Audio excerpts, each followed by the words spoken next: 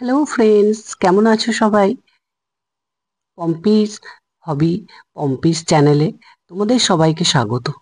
আজকে একটা মিষ্টি হালুয়ার, সুজির হালুয়ার রেসিপি নিয়ে এসেছি। কাজু বাদাম, কিশমিশ, একটু নুন, একটা তেজপাতা, একটু পেস্তা, আর সুজি, আর সামান্য চিনি।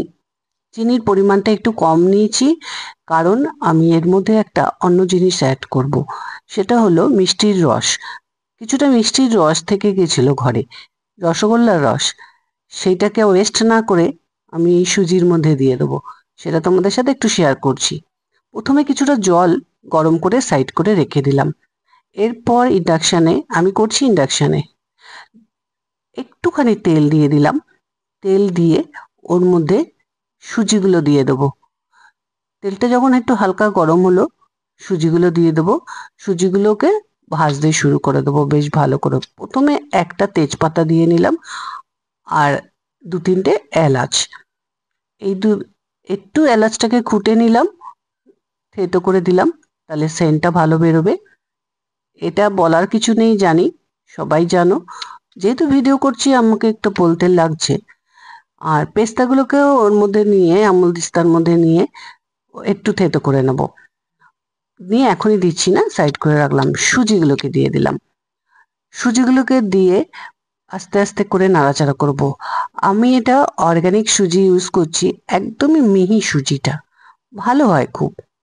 নর্মাল যে সুজিটা হয় গণেশের, সেটা একটু মোটা দানা হয়। আর আমি যেটা ইউজ করি সেটা হচ্ছে একটু পাতলা, মানে অর্গানিক বলে আমি এটা ইউজ করি। আমাদের ঘরে এটাই চলে। এটা দিয়ে ইডলি ভালো হয়, ধোসা ভালো হয়, বা কিছু বড়া টড়া ভাজলে তার মধ্যে চালের গুঁড়ো আর একটু এই সুজি দিয়ে দিলে বেশ ক্রাঞ্চি মতন ভাবটা, ওটাও ভালো আসে। দেখো, কথা বলতে বলতে তোমাদের সাথে সুজিটা প্রায় ভাজা হয়ে এসেছে। তবে আমার এই সুজিটা না ভীষণ সাদা, সেই কারণে একটু ভাজতে লাগে বেশিক্ষণ।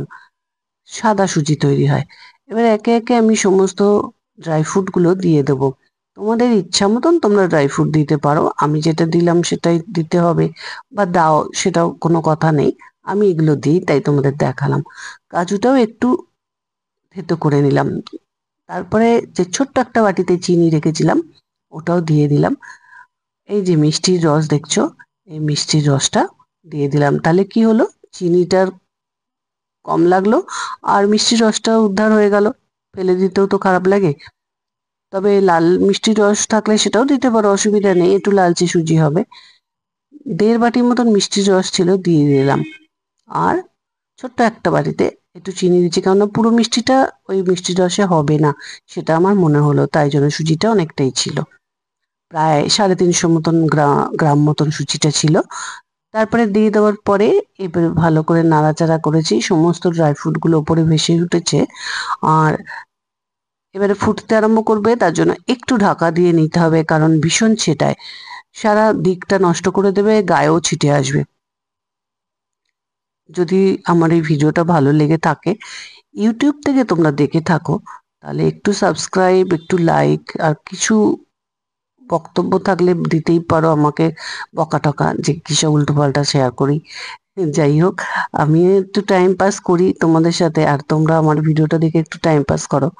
আর একটা ছোট্ট করে লাইক দিয়ে চলে যাও, বা একটু ফলো করে যাও, বা সাবস্ক্রাইব করে যাও। তাতে তোমাদেরও কিছু প্রবলেম হবে না, আমারও বেশ ভালো লাগবে যে আমাকে লোক দেখছে, বা আমাকে লোক এনকারেজ করছে। আমার এই যে চেষ্টা, আমার এই যে রান্নাগুলো, এই যে কষ্ট করে এক হাতে ফোন ধরে আর এক হাতে রান্না করা, ভিডিও করা, এগুলো আমার সার্থক হবে, আর কিছুই না। আমি ফেসবুক বা ইউটিউব করি শখে, এটা আমার হবি। কোনো ইনকাম বা কিছুর জন্য আমি এটা করি না। আমার নেইও এখান থেকে কোনো, কেননা তার তো ভালো আমি কিছু করতেও পারি না। জাস্ট এটা আমার ভালো লাগে। একটা মানুষের পান খাওয়ার শখ থাকে, একটা কিছু করার শখ থাকে, আমার একটু কুকিং, আমার একটু ভিডিও, ফটো, এগুলো তোলা এবং পোস্ট করা, ঘোরা, এটাই আমার বেস্ট হবি, এই দুটো। সেই কারণে এই দুটো আমি করতেই থাকি। যদি ভালো লাগে একটু লাইক করো, একটু সঙ্গে থেকো, বিরক্ত হয়েও না আমার সাথে আমার ভিডিও দেখে। দেখো, আমার সুজিটা কমপ্লিট হয়ে গেছে, সুজির হালুয়া। আর এটাকে রেখে এইভাবেও খাওয়া যায়, আবার একটু বরফি বরফি করে কেটে নিলে বেশ ডিসেন্সিটা বাড়ে, সেই জন্য বরফিটাও করে রাখি।